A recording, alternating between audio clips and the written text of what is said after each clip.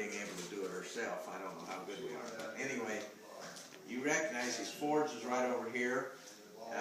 It would take, you got to heat your metal up till it's red hot to be able to work with it. So this is called low carbon steel, or a skill. And he had this anvil with these series of U-shaped grooves. So initially he would heat it up, and he would just hit it with the back side of this hammer, and the whole goal is to just start bending it to a U shape. Now what you got to realize is he could only work on about this much at a time till it had cooled down enough that he had to heat it up again. So it was constantly to the forge and work on it, forge and work on it. And you would have done each step all the way down before you proceeded on it. It's tiring. Tiring, I would imagine. So anyway, he just keeps working on it till it starts becoming U-shaped here, and then he has to insert what's called a mandrel. This is the caliber of the gun, and that would maintain the integrity of the barrel there. So he keeps wrapping it around, and there's just a series of smaller grooves, and they have these fancy little hammers that you could just pound. But once he gets it completely together, then he has to heat it in the forge till it's white hot.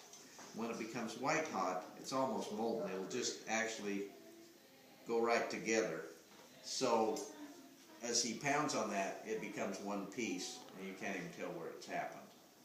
And that would be the finishing touch.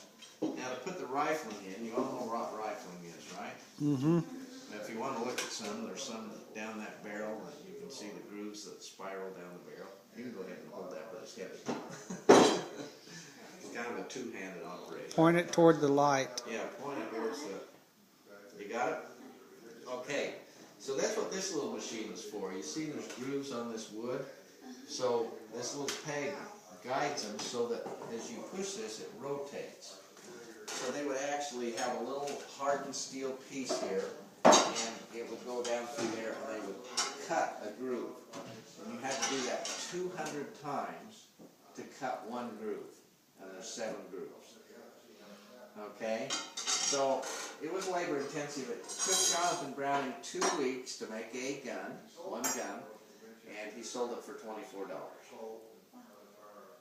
That's better than most people were doing here in Nauvoo. Most people made $1 a day.